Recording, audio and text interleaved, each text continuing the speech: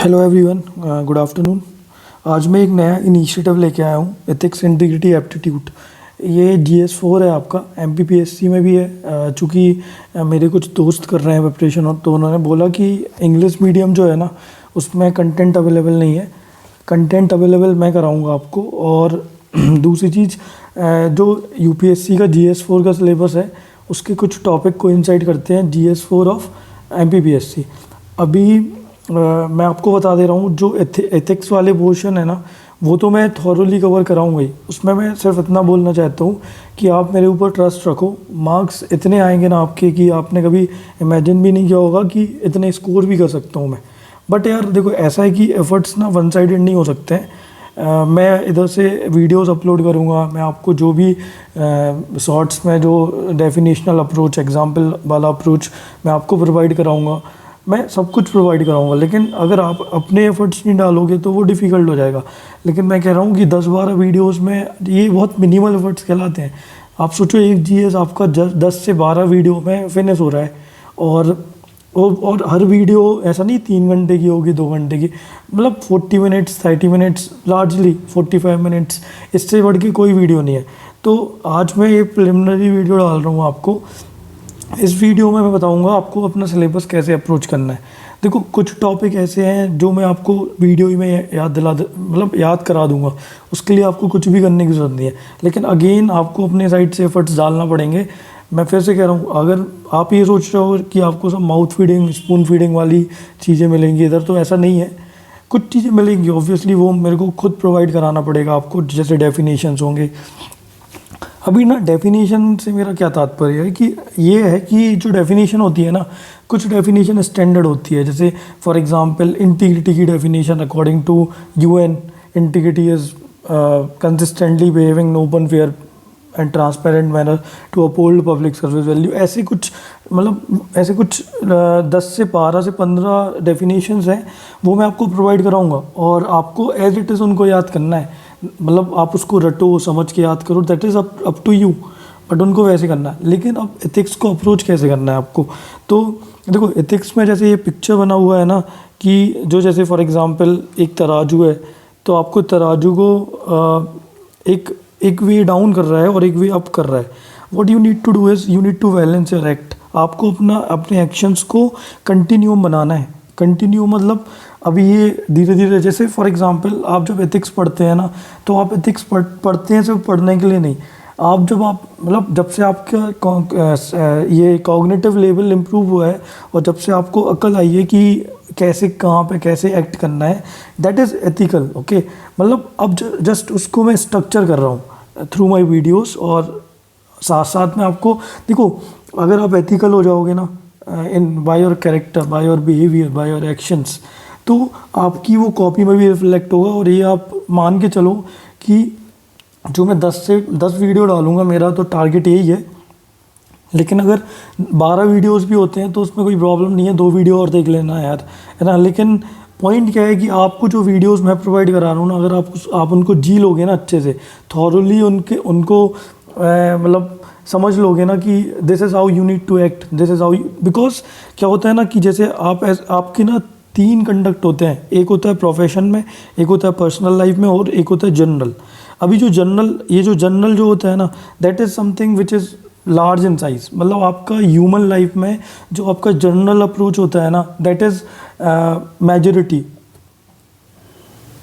लेकिन अगर आप सिविल सर्विसेज में आके आपको वर्क करना है, तो आपका सिविल सर्विसेज में आपकी जो प्रोफेशन होगा, जैसे आपका प्रोफेशन सिविल सर्वेंट हो गया, तो एज अ सिविल सर्वेंट हो गया, तो आपको इधर पे कैसे वेव करना है ये आपको सीखना पड़ेगा।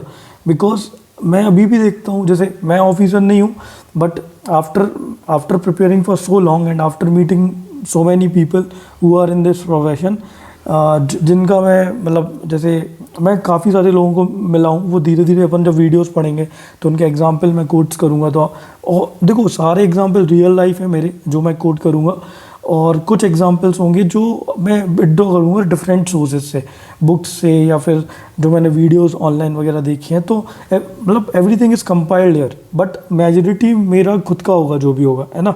और तीसरा होता है आपका पर्सनल लाइफ में। फॉर एग्जांपल, आप अपनी वाइफ से, अपने चिल्ड्रन से कैसे बिहेव कर रहे हो, आपका जो पर्सनल और जो प्रोफेशनल है इसके बीच में क्या बैलेंस आ रहा है, मतलब जिसको बोलते हैं ना पब्लिक पर्सनल प्राइवेट, मतलब प्राइवेट पर्सनल लाइफ का, प्राइवेट और पब्लिक लाइफ में जो वर्क लाइफ बैलेंस होता है ना, how you are managing it, whether you are capable of managing it और नॉट।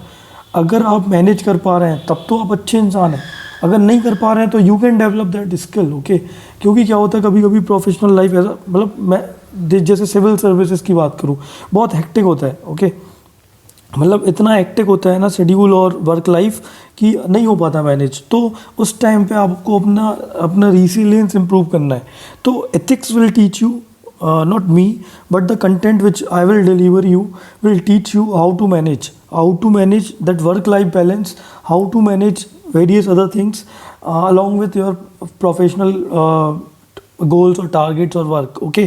तो इसके बाद अपन आते हैं कि क्या सिलेबस का पार्ट है। देखो पाठ्यक्रम में जो लिखा है ना, मैं फिर से कह रहा हूँ, मेरा अप्रोच ना कुछ थोड़ा सा डिफरेंट है।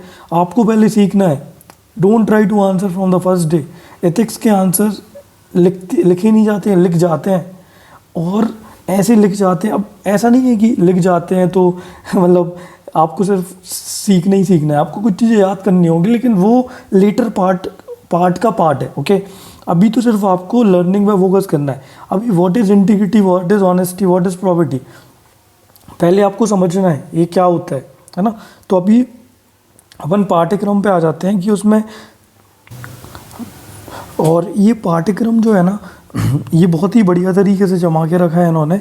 मतलब देखो यार, मैं एक चीज़ बताऊंगा पहले तो, कि आपका जो पेपर है ना वो एनालिटिकल नहीं है बहुत ज़्यादा। जैसे वो क्वेश्चन पूछते हैं आपको, वो एनालिटिकल नहीं है, लेकिन कल को अगर 3-4 क्वेश्चन ऐसे आ गए जो एनालिटिकल हैं, तो how can you answer that. उसका आंसर ना, मैंने अभी तक जितने, देखो मैं ऐसा किसी को इन्फीरियर फील कराने के लिए नहीं आया हूँ, लेकिन सत्य ये है कि जो एनालिटिकल आंसर्स होते हैं ना, उनमें आप लोग उतना अच्छा आंसर नहीं करते हो, because your analysis of the situation of a condition of a particular scenario is not as good as a person who is preparing for UPSC well enough। जो अच्छे से यूपीएससी की प्रिपरेशन करता है ना, उसके पास एक थोड़ा सा एज रहता है इस चीज़ में। तो वो एज ऐसा कुछ नहीं है आप नहीं वो डेवलप कर सकते हो यार। आपको बताऊंगा तो आप भी डेवलप कर सकते हो, इंसान ही तो। But just you need to change your approach little bit, कि आप थोड़ा सा एनालिटिकल हो जाओ, क्योंकि सिलेक्शन के बाद रहना तो काम करा के ही है ना। मतलब as a public civil servant आप कैसे रह पाओगे जब आप अच्छा काम कराओगे। वो कब करा पाओगे, जब आपका ना ब्रेन एनालिटिकल होगा। क्योंकि क्या होता है ना, कुछ लोग बन तो जाते हैं ऑफिसर, लेकिन गुट के जीते हैं वो यार लाइफ। तो ऐसे नहीं होना है आपको, you need to be smart, dominating होना चाहिए आपको कहीं कहीं पे, ओके। तो अब आ जाओ फोर्थ पेपर पे। फोर्थ पेपर में philosophy, psychology, public administration and case studies. Case studies MPPSC की आप लोग पता है आपको कैसी आती है, तो उस पर ज़्यादा जिक्र नहीं होगा, लेकिन हाँ एक लेक्चर मैं उसका भी डालूंगा। ईजी पूछते हैं, आपको देख के आंसर लिखना पड़ता है, ज़्यादा कुछ नहीं होता है। लेकिन फिर भी मैं एक वीडियो डालूंगा कि कल को अगर एक स्टेप ऊपर अगर एमपीपीएससी पूछ लेगा ना, तो how can you answer those questions. तो सबसे पहले देखो, ये सबसे पहले फर्स्ट है इंडियन सट दर्शन बोलते हैं इसको, फिलोसफर्स, थिंकर्स, सोशल रिफॉर्मर्स, ठीक है। इसमें ये सारा मैं प्रोवाइड कराऊंगा आपको, नोट्स भी प्रोवाइड कराऊंगा, और मैं इनकी जो पॉइंट है ना वो भी मैं आपको क्लियर कर दूंगा, ठीक है। इसमें ना सबसे ज़्यादा इंपॉर्टेंट है, तो सारी इंपॉर्टेंट, लेकिन आपको मतलब 2 से 3 पेज 4 पेज में आपको सबसे बड़ा टॉपिक यही है और सबसे इम्पॉर्टेंट है ना। सबसे इम्पॉर्टेंट और सबसे लेंदी वाला टॉपिक एथिक्स में यही है। इसमें 4 से 5 पेज बन जाएंगे आपके, मतलब when you are going to give your means. उसके पहले 10 बन जाए ना, तो उसको कंसाइज कर लेना। 10 पेज अगर एक चैप्टर के बन रहे हैं ना आपके, तो बहुत दिक्कत है फिर आपकी। आप कंसाइज करो अपना, मतलब आप 5 पेज बनाओगे ना, तो 5 पेज की फ़ोटो आपके ब्रेन में हो जाएगी, और वो मैं करा के रहूँगा आपका, वो तो आप निश्चिंत हो जाओ उसमें। फिर सेकंड नंबर पे nation building and moral concept. सबसे पहले तो आपको ये पता होना चाहिए व्हाट इज़ नेशन। तो नेशन, जैसे state is a political concept, nation is a geographical concept, और nationalism is a psychological concept. तो अभी मैं ये सब कुछ डिटेल में बताऊंगा। आज थोड़ा सा लोड मत लेना कि ये क्या बोल दिया कि state is a political concept. It's सब कुछ बताऊंगा, एकदम बेसिक से बताऊंगा, कुछ भी हवा में बात नहीं होगी, कुछ भी हाई लेवल की बात नहीं होगी, बहुत ही बेसिक से आऊँगा कि देखो what is a concept of nation. देखो ये कंसेप्ट ऑफ नेशन जो है ना, ये जब मैं बताऊंगा तो मैं बताऊंगा सोर्स क्या है, सारा कुछ एनसीईआरटी में मिलेगा यार आपको, समझ लो। Power, constituents, what are the constituent of nation. तो नेशन जब मैंने बोला है जोग्राफिकल कंसेप्ट है, तो boundary is a very important and strategic constituent of nation. तो मैं ये सारा कुछ बताऊंगा कि डिफरेंट डिफरेंट कॉन्स्टिट्यूएंट कौन कौन से होते हैं। फिर national security, obviously national security is very important for national interest. और जब नेशनल सिक्योरिटी स्ट्रांग रहेगी, देखो सबसे पहले तो एक फ्रेज़ दिमाग में याद रख लो कि जो इकोनॉमिक सेंटर होता है ना, अगर इकोनॉमिक सेंटर स्ट्रांग है ना आपका, देखो हैंड राइटिंग थोड़ी ख़राब है क्योंकि मेरी पेंसिल प्रॉब्लमेटिक है, कल मेरी न्यू पेंसिल आ जाएगी तो फिर ये सब प्रॉब्लम फेस नहीं करना पड़ेगी। तो जो इकोनॉमिक स्टेट है ना, अगर इस इकोनॉमिक सेंटर स्ट्रांग है ना तो स्टेट अपने आप स्ट्रांग हो जाता है। तो ऐसा बोलते हैं कि a strong central lie in strong economy। तो what is national security, what are the factor influencing national interest, what are national interest। तो जैसे सॉफ्ट पावर डिप्लोमेसी है, this is a key instrument of to promote to propogate our national interest. अपनी national interest मतलब जैसे for example what is national interest, अपनी nation के interest को promote करना, that is all national interest is. अभी national interest को कैसे प्रमोट कर सकते हैं अपन, we can promote or propagate or improve our interest in of nation by promoting soft power diplomacy। जैसे क्रिकेट हो गया, जैसे कल्चरल टाइज हो गया, जैसे अभी जैसे वाराणसी का किसी चाइना की या फिर जापान या फिर किसी बाजू वाली कंट्री से अपना कुछ टाई हुआ है जिसमें ट्विन सिटी वाला कंसेप्ट आया है। तो that is what improving, that is improving और प्रमोटिंग नेशनल इंटरेस्ट।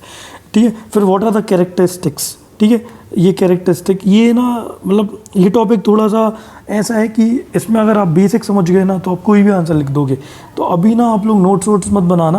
पहले नंबर जब मैं ये वाला वीडियो डालूंगा ना, इसके 2 वीडियो बनेंगे, इससे ज़्यादा नहीं बनेंगे, तो उसमें आप थोड़ा सा एक्सेल करना, मैं जो बोल रहा हूँ वो सोचना। फिर उसके बाद अगली बार जब देखो ना तब बनाना नोट्स। ठीक है, और मैं अपने नोट्स भी शॉर्ट में 1-2 पेज के प्रोवाइड करा दूंगा। तो मुश्किल से आप मेरे नोट्स 10 पेज में आपको मिल जाएंगे, लेकिन मैं बोलूँगा उन नोट्स से भी आप अपने नोट्स बनाओ अपनी लैंग्वेज में। ठीक है, फिर इसके बाद basic morality concept, goodness, virtues. देखो वर्च्यूज़, व्हाट आर वर्च्यूज़, अभी ये जो वर्ड है ना it consist of lot of things. जैसे integrity is a upmost virtue, compassion utmost virtue, honesty is a virtue. So virtue क्या होता है, virtue is a quality of higher standard, that is what the virtue of. देखो कोई भी चीज़ की ना meaning समझो, बेसिक कंसेप्ट समझो, आपको ना एक्सेल करने में बहुत ईजी हो जाएगा सब कुछ। नॉन वायलेंस, अहिंसा, जैसे जैनिज़्म, बुद्धिज़्म और डिफरेंट रिलीजियंस का जो की एजेंडा है वो नॉन वायलेंस है। नॉन वायलेंस अपने महात्मा गांधी जी का भी कॉन्सेप्ट था। तो नॉन वायलेंस इज़ अ की क्वालिटी ऑफ महात्मा गांधी। तो वो महात्मा गांधी से उठा के कुछ पूछ लेंगे। देखो महात्मा गांधी इसमें है ना, जैसे BR अम्बेडकर, महात्मा गांधी है इसमें नहीं है तो मान लो it is a part of intrinsic ethics paper. मतलब इसमें ऐसा नहीं है कि महात्मा गांधी नहीं दिया, वैसे दिया तो होना चाहिए, नहीं दिया है। ठीक है, तो कोई प्रॉब्लम नहीं, Mahatma Gandhi is a intrinsic part. अगर BR अम्बेडकर दिया है तो महात्मा गांधी तो है, फिर समझ रहे हो ना। Gandhi ji is a ideology, अभी आइडियोलॉजी को पढ़ना पड़ेगा आपको। तो नॉन वायलेंस लिख दिया इन्होंने तो अपन पढ़ेंगे। अभी रिस्पॉन्सिबिलिटी क्या होती है, responsibility is something which is self imposed. तो ये सब कुछ जब मैं अपन पढ़ेंगे ना तो आपको बहुत मज़ा आएगा। अब मैं आपको ना रिस्पॉन्सिबिलिटी के साथ साथ अकाउंटेबिलिटी बताऊँगा, फिर इसके साथ साथ मैं आपको और भी जो इसकी जो कनेक्टिंग टाइज है ना वो बताऊंगा। जैसे रिस्पॉन्सिबिलिटी जो है ना, जैसे अभी आप क्या करोगे, आप ना जब रिस्पॉन्सिबिलिटी पढ़ोगे तो आप रिस्पॉन्सिबिलिटी पढ़ के आप उसको असाइड रख दोगे, ऐसा नहीं है। रिस्पॉन्सिबिलिटी पढ़ना है तो साथ में अपन को जानना ही व्हाट इज़ आंसरेबिलिटी। देखो आंसरेबिलिटी अपन दूसरों पे इम्पोज करते हैं, responsibility is self imposed. So responsibility is a self imposed obligation और responsibility is a self imposed obligation, accountability is a legally imposed obligation and answerability is a obligation which is imposed on other person.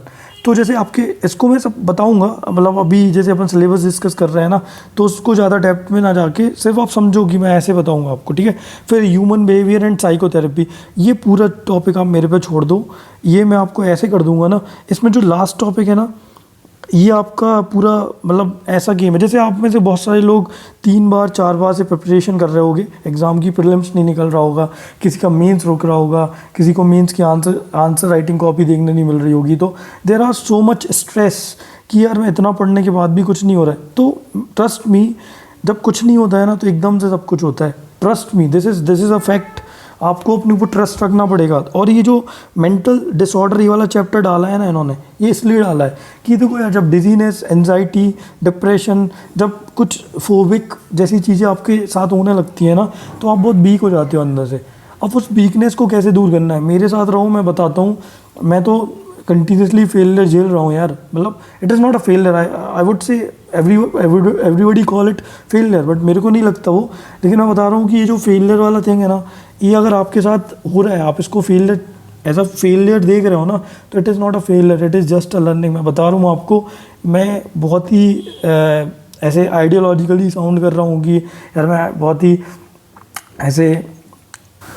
He subjective sound कर रहा हूँ, लेकिन सच में बता रहा हूँ, कुछ लोग ऐसे होते हैं जिनको पैसा कमाना पर्पस होता है।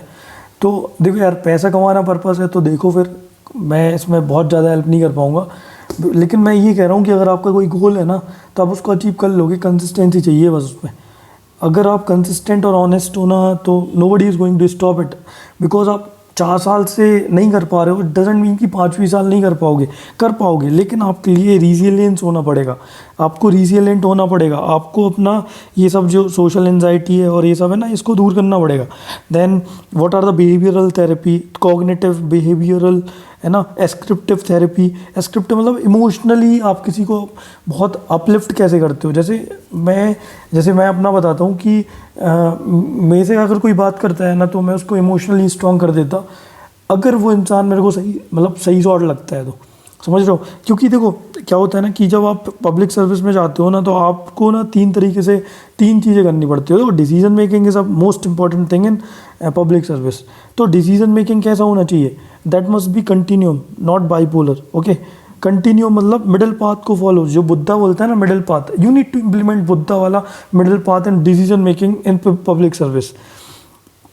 उसके बाद बाइपोलर मतलब इसमें ना डाइकोटोमस हो जाता है। ये सब ना, ये सुनोगे पहली बार तो लगेगा ये क्या बोल रहा है, but trust me, when you will study along with me, आप ये हो जाओगे कि यार एथिक्स तो, मतलब मैं आप लोगों से, काफ़ी सारे लोगों से छोटा हूँगा, लेकिन ट्रस्ट मी, छोटे बड़े का कोई खेल नहीं है इधर पे। Learning is very important. अगर आप सीख गए ना ये चीज़ जो मैं बता रहा हूँ आपको, तो आप ये समझ लेना। और इस वीडियो को ना 1.5 या फिर 1.75x पे देख सकते हो आप इस वाली वीडियो को, लेकिन जो लेक्चर्स होंगे उनको 1.25 या 1.5 पे ही देखना, आपको सही लगेंगे वो। ठीक है, बोर करेंगे तो बढ़ा लेना स्पीड, कोई प्रॉब्लम नहीं। ठीक है, तो ये वाला पूरा चैप्टर मेरे पे छोड़ दो, ये मैं आपको याद करा दूंगा, ट्रस्ट मी। ठीक है, और moral values in public administration, तो इसमें ह्यूमन नीड, मोटिवेशन। देखो, you are not a individual person, आप अकेले इंसान नहीं हो, आपके साथ बहुत सारे लोग सोसाइटी में रहते हैं। तो जब कभी भी लाइफ में डाउन या फिर लो फील करो ना, तो एक कमरे में खुद को बंद नहीं करना है, ये सब फालतू की चीज़ें नहीं करना है। You need to talk your close ones. आप अकेले नहीं हो यार, लोग आपके लिए हैं, भगवान ने बना के रखे। जस्ट आपका जो ओवर थिंकिंग नेचर है, दैट इज़ पॉइजनस। तो ऐसा भी नहीं कि जब सक्सेस हो गया तो किसी से नहीं बात करना है, सबसे बात करना है। देखो, अगर आपको सक्सेस आपको हम्बल रहना नहीं सिखा पा रही है ना, तो फिर motivation, human needs, public service नहीं हो पाएगी आपसे, ट्रस्ट में। ठीक है, हम्बल रहोगे लाइफ में तो हर चीज़ अचीव कर जाओगे। झुकना सीख लो थोड़ा सा, मतलब तन के तो मतलब सभी चलते हैं जिनको चलना होता है, लेकिन आपको देखो एथिक्स पढ़ रहे हैं ना, तो इसलिए ये सब वैल्यूज़ दे रहा हूँ। थोड़ा सा ज्ञान ले लो, मज़ा आ जाएगा आपको। आप वैसे अप्लाई करोगे ना लाइफ में, आपको अच्छा लगेगा। ठीक है, फिर सेंस ऑफ वैल्यूज़ मतलब जैसे आपको पता तो है ऑनेस्टी क्या है, but you don't have sense of honesty. जैसे फॉर एग्जाम्पल, आप, जैसे मैंने एक चीज़ देखा है बहुत, कि जैसे आप अपने कंपटीशन होता है, तो कोई अपने नोट्स छुपा रहा होता है, कोई नहीं छुपा रहा। अपने यार, तुम बेस्ट फ्रेंड से अपने नोट्स छुपा रहे हो, तुम क्या सोच रहे हो, तुम क्या कर लोगे। आप अपना एटीट्यूड कन्फाइन कर रहे हो, आप अपना बिहेवियर कन्फाइन कर रहे हो। एटीट्यूड मतलब आपकी अप्रोच जो होती है ना चीज़ों को लेके, आप सोच ही नहीं पाओगे उससे बियॉन्ड। अगर आप इतना अपनी मटेरियल सेल्फ सेंट्रिक कॉन्शियस हो जाओगे ना, तो आपको जो सेंसेस होंगे ना, जब आपके वैल्यूज़ वर्च्यूज़ के आपके सेंसेस ऑन रहेंगे ना, तब आपको समझ में आएगा कि ह्यूमन आर इम्पॉर्टेंट, एग्ज़ाम तो इम्पॉर्टेंट है बट नॉट मोर देन इंसान, ओके। इंसान are very important, humans are important, okay. समझो इस बात को। आपको जब अपने माँ बाप एग्ज़ाम से ऊपर लगेंगे ना, तो आप लाइफ में बहुत एक्सेल कर पाओगे। जस्ट आपकी एक रीडिंग हैबिट होना चाहिए, कहीं ना कहीं तो आप फिट हो जाओगे, और इतने अच्छे से फिट होगे ना कि मज़ा आ जाएगा। लेकिन आपको सेंस ऑफ वैल्यूज़ होना चाहिए मेरे हिसाब से, ठीक है। फिर लाइफ वैल्यूज़ क्या होती हैं, सेंसिटिविटी क्या होती है, how you can persuade people. इधर पे परसुएशन भी होगा आपके सिलेबस है, वही है persuasive communication. This everything is interconnected. Don't just read anything in nutshell कि यार ये इंटीग्रिटी है तो ये इंटीग्रिटी है। Now you need to know what is compassion and you need to integrate that, ठीक है। आंसर तो आपको लिखना ही पड़ेगा what is integrity in the end, but when you have good understanding it automatically reflect in your copy, ठीक है। फिर इसके बाद ethics and values in public services. देखो ethics and values in public service में अपन को 8-9 वैल्यूज़ पढ़नी है, जिनमें से कुछ वैल्यूज़ ऐसी होगी कि जैसे फॉर एग्जांपल इंटीग्रिटी हो गया, इम्पार्शियलिटी हो गया, non partisanship, objectivity, dedication to public service, empathy, tolerance, compassion, और मैं हज़ारों ऐसे वैल्यूज़ बता दूंगा। मतलब अभी एक सांस में तो 15-20 ऐसे ही बता दूंगा, लेकिन आपको ना इन सब को समझना है व्हाट आर दे, है ना। How you can apply in governance and how you can apply these values in governance to make good governance. What is good governance, what is e governance, ये सब कुछ मैं आपको इतने प्यारे तरीके से बताऊंगा ना। Just stay with me, just be patient, don't leave me in between, otherwise फिर बाद में आप ये बोलोगे। देखो मेरा पर्पज़ इधर पे 2 पर्पज़ है। मेरा ना रिवीजन भी होगा इसमें, और मेरा ना मैंने अभी थोड़े दिन में एक एनालाइज किया कि मेरा एप्टीट्यूड जो है ना इट इज़ टुवर्ड्स टीचिंग। तो मैं इसमें थोड़ा सा अपना मतलब मैं देख रहा हूँ, थोड़ा सा मेरे को कमेंट बॉक्स में भी बताना आप लोग how I am introducing this and what are certain things which you want from me. Voice में प्रॉब्लम आ रही है या फिर कंटेंट में कुछ प्रॉब्लम आ रही है, कलर कुछ भी है। देखो मैं भी सीख रहा हूँ, बट मैं आपको ये बता रहा हूँ कि मेरी वीडियोस आप देख लोगे ना, मेरे कंटेंट को आप पढ़ लोगे ना, तो आपके ना 150 से कम मार्क्स तो नहीं आने वाले। बस जो मैं बोल रहा हूँ ना वो कर लो, और अपनी साइड से अपना ब्रेन यूज़ कर लो उन्हीं चीज़ों में जो मैं बोल रहा हूँ। एक्स्ट्रा ब्रेन नहीं चलाना। 10 पेज में मैं बोल रहा हूँ, लास्ट में आपके पास 10 पेज होना चाहिए जब आप एथिक्स GS4 का पेपर लिखने जाओगे, मेन पेपर। मुझे नहीं पता टेस्ट सीरीज भी लोगे ऑब्वियसली प्रीलिम्स निकलने के बाद, लेकिन मैं आपको फिर से कह रहा हूँ कि अगर आपके पास 10 पेज है ना, और आपको पूरे 10 पेज याद है, और आपको मैं जो अंडरस्टैंडिंग दे रहा हूँ वो आपको मिल जाएगी एक बार ना, आपको कुछ भी दे देंगे ना, कुछ भी, आप ट्रस्ट मी, आप कहीं पे भी हिलने वाले नहीं हो उसमें। You will be coming out of flying colours, no doubt, ठीक है। फिर इसके बाद करप्शन। मैं कह रहा कुछ टॉपिक आप मेरे ऊपर छोड़ दो, जैसे ये वाला टॉपिक छोड़ोगे तो पूरा सिलेबस ही, बट मैं आपको बता रहा हूँ 1 2 3 4 5 6 और ये 7, इसमें से जो मेंटल डिसऑर्डर, साइकोथेरेपी, ये सब है ना, ये वाला टॉपिक जो है ना, ये वाला, इस वाले टॉपिक को मैं पढ़ के बताऊंगा आपको, मैं ऑनेस्टली बता रहा हूँ आपको, ठीक है। ये वाला टॉपिक चूँकि मैंने सोशियोलॉजी में थोड़ा सा पढ़ा है, और ये थोड़ा सा एटीट्यूड से रिलेटेड है, ये वाला टॉपिक है ना, एटीट्यूड से। तो क्या एटीट्यूड से ही तो मतलब हर चीज़ एटीट्यूड से होती है आपकी। अगर आपका एटीट्यूड एक बार नेगेटिव हो गया कि यार मुझे डिप्रेशन हो रहा है, तो depression is just a state of mind.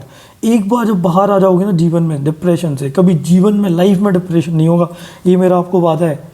लेकिन वही बाहर कैसे आओगे, वो तब आओगे जब आपका कॉग्निटिव लेवल आपके इमोशनल लेवल से हाई हो जाएगा, जब आपका ब्रेन जो होगा ना, that will be controlling your senses. The moment your brain is controlling your senses is the moment when you will never get depression in life, trust me, this is the fact, ठीक है। तो ये सब देख लो। फिर इसके बाद मैं आपको बताता हूँ यूपीएससी के कैसे टॉपिक है, तो आपको लगेगा कि यार ये तो सेम ही है। अब देखो यूपीएससी ना कोई भी चीज़ मजाक में नहीं देता। देखो यूपीएससी में पेपर 5 है, क्योंकि पेपर 1 वो ऐसे को मानते हैं, तो GS1 GS2 GS3 GS4 होते होते पेपर 5 बन जाता है ये, ठीक है। तो इसमें लिखा है this paper will include question to test the candidate attitude, approach, issues, integrity, property, और ये सब अच्छी बातें करी है इन्होंने। लेकिन इसके बाद देखो तुम, एटीट्यूड इनके सिलेबस का पार्ट है, एप्टीट्यूड एंड फाउंडेशन अभी बताया ना, इंटीग्रिटी, इम्पार्शियलिटी, नॉन पार्टी, देखो इतनी बार पढ़ चुका हूँ, मेरे को याद हो गया ही। Objectivity, decision, dedication to public service. ये डेडिकेशन क्या है, what is dedication, what is commitment, what is commitment towards public service, you need to know this यार। मज़ा आ जाएगा आपको, ठीक है। एम्पैथी, टॉलरेंस, कंपैशन, तो ये आपका इधर से कॉपी किया गया है आपके एमपीपीएससी में। कंट्रीब्यूशन ऑफ मोरल थिंकर, अब इन्होंने ना स्पेसिफाई नहीं किया, आप में आपके पेपर में स्पेसिफाई कर दिया तो ईजी हो गया वो, है ना, कि आपको 15-20 पढ़ना है, इसके अलावा कुछ नहीं पढ़ना है, ठीक है। इधर पे तो पता नहीं ये लोग हॉप्स पूछ लेते हैं, ठीक है, मार्क्स पूछ लेते हैं, कुछ भी पूछते हैं ये लोग, है ना। लेकिन वही बात है कि ये ब्रॉडर कर रहे हैं, वो कंसाइज कर रहे हैं, तो वो पढ़ाना मेरे लिए बहुत आसान हो जाएगा, ठीक है। फिर यही सब एथिकल अकाउंटेबिलिटी, एथिकल गवर्नेंस और ये सब जो उसमें दिया है ना, जैसे ये देखो करप्शन वाला पोर्शन है, तो देखो ये मेरा स्टार्टिंग वाला वीडियो था। Hope you will like it. आप समझो मेरी बात को, ethics is something which you need to know thoroughly, but along with that आपको अपने नोट्स कंसाइज करना है, लेकिन वो later part of the preparation है। आप अगर अभी से नोट्स मेकिंग करने लगोगे ना तो बहुत डिफिकल्ट हो जाएगा। मैं जो बोल रहा हूँ बस वो मानो आप, है ना। Try this. देखो आप बहुत सारी जगह पे वीडियोस मत देखना, मैं ऐसे इसलिए नहीं बोल रहा क्योंकि मुझे अपना चैनल प्रमोट करना है। अगर आप कहीं और देख रहे हो तो इधर मत देखो फिर, ठीक है। लेकिन अगर आपको लग रहा है कि उधर पे बल्कि हो रहा है तो come here, I will tell you everything in 10 lectures, और 11 या 12 लेक्चर होंगे अलॉन्ग विथ केस स्टडी। तो मेरे ऊपर छोड़ दो, 150+ मार्क्स आ जाएंगे, आपकी अच्छी हैंड राइटिंग होगी थोड़ी सी, है ना, थोड़ी सी।